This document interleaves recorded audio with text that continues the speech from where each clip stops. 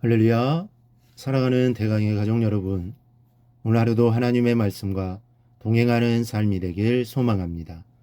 오늘 함께 나눌 하나님의 말씀은 다니엘 6장 4절에서 9절 말씀입니다.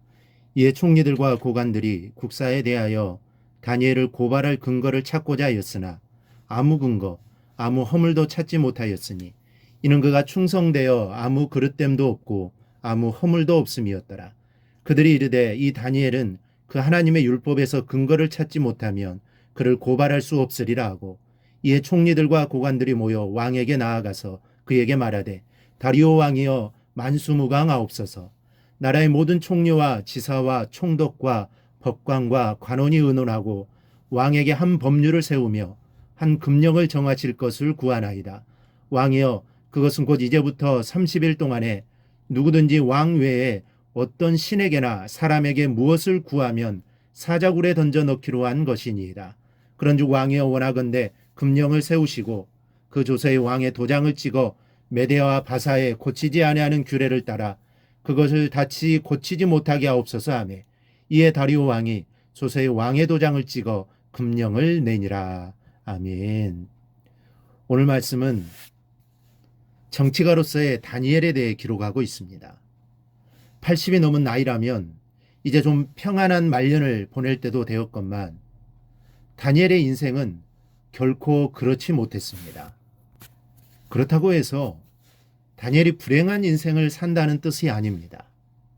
다니엘은 메대와 바사라는 이 대제국의 수석 총리로서 인생 말년에 화려한 전성기를 다시 한번 누리고 있었습니다.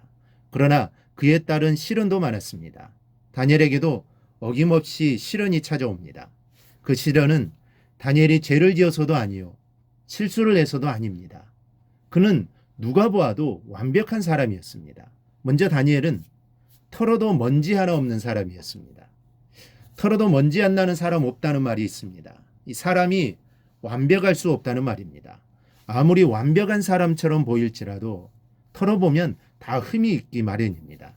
그러나 정말 털어서 먼지가 안 나는 사람도 있습니다. 이 바로 다니엘입니다.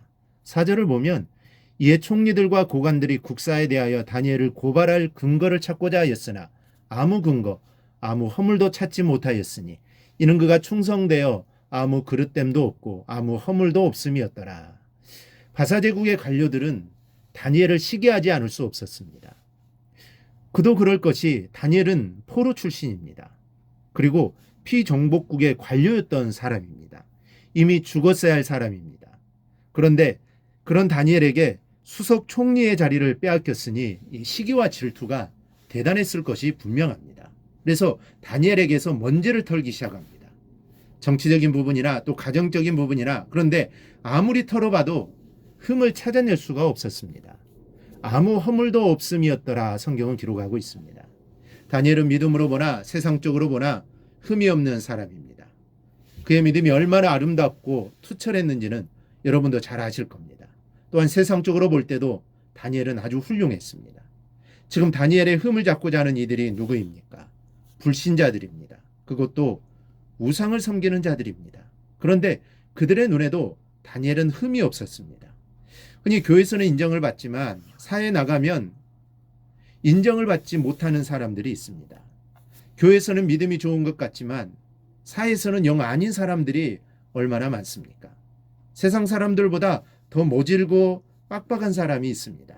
여러분, 하나님께서는 바로 이 같은 삶을 사는 이들에게 오늘 말씀에 다니엘의 면모를 기감으로 삼아 이를 본받을 것을 권하고 계십니다. 눈에 보이는 형제를 사랑치 않는 자가 눈에 보이지 않는 영이신 하나님을 사랑한다 말할 수 없는 것처럼, 주변 사람의 시각에도 불성실한 자, 충성되지 못한 자가 하나님의 면전에 충성스러운 자로 여겨진다는 것은 그 자체가 어불성설일 뿐입니다. 물론 우리는 하나님을 섬기는 자로 신앙을 최우선시해야 하지만 사람들에게 허물이나 책 잡힐 일조차 없을 만큼 온전한 삶을 사는데도 힘을 다해야 합니다. 그가 진정 하나님 보시기에도 합당한 사람, 또 충성되고 믿을 만한 사람입니다. 그런 사람을 하나님은 지금도 찾고 계십니다. 우리 모두 하나님과 사람에게 이 본이 되는 삶을 우리가 꼭 살아가기를 바랍니다. 그런 다니엘에게 음모가 다가왔습니다. 다니엘의 흠을 찾으려고 애를 썼던 관료들이 다니엘의 흠을 찾아내지 못하자 음모를 펼쳤습니다. 7절을 보면 이제부터 30일 동안에 누구든지 왕 외에 어떤 신에게나 사람에게 무엇을 구하면 사자굴에 던져 넣기로 한 것이니이다. 이것은 이 바사의 관원들이 다리오 왕에게 윤허를 받고자 하는 내용입니다. 이러한 청원의 내용은 그 자체만으로도 왕으로 하여금 혹하게 할 만한 것이었습니다. 우선 이 청원은 백성으로 하여금 다리오 왕에 대한 충성심을 나타내게 하는 것이라는 점에서 왕의 마음을 사로잡을 만하였습니다. 당시는 메데바사 과도 제국이 건설된 지 얼마 되지 않은 때입니다. 따라서 다리오의 왕권도 견고하였다고 보기 어렵습니다. 바로 그때 다리오 왕 외에 어떤 신이나 사람에게도 경배하거나 구하지 못하게 한 것은 왕에 대한 백성들의 충성심을 견고히 하게 하는 것으로 대단한 적절한 조치라고 볼 수 있습니다. 그러므로 이 금령에 대한 제가를 요청받은 다리오 왕은 자기의 허영심을 충족시키려는 이 아첨의 말로 인해 그 마음이 실로 흐뭇하였을 것이고 이에 대해 흔쾌히 어언을 찍어 조서를 반포하도록 하였을 것입니다. 그러나 그 내막은 다니엘을 정치권에서 찍어내려는 음모입니다. 결국 다리오 왕은 조서에 어인을 찍어 전국에 공포하였습니다. 앞으로 30일 동안은 어느 누구도 왕의 무릎을 꿇어서는 안 된다. 신에게 기도하거나 엎드려서는 안 된다는 것입니다. 만일 왕의 명령을 어길 시에는 사자굴에 집어넣겠다는 조서였습니다. 이 음모로 인해 다니엘은 사자의 밥이 되어버릴 운명에 처해지고 말았습니다. 우리 사랑하는 성도 여러분, 믿음으로 보나 세상적으로 보나 아무 흠이 없었던 의인에게 이런 시련이 다가온 것을 보고 무엇을 느끼십니까? 사탄은 믿는 이들을 어떻게 해서든지 쓰러뜨리고 넘어뜨리려고 혈안이 되어 있다는 것을 아시기 바랍니다. 그러므로 항상 깨어서 기도하고 말씀으로 무장하는 여러분이 되시기를 바랍니다.